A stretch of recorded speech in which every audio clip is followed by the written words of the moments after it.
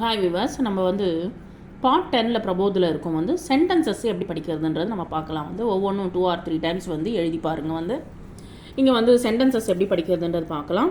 கர் சல், ஜல் பர், ஃபல் சக், அமர் கர் சல், அஜய் ஃபல் சக், மதன் ஜல் பர், பனகட் பர் ஜல் பர், கலஷ் சர் பர் ரக், मदन अब घर चल, जल बर कर घर चल.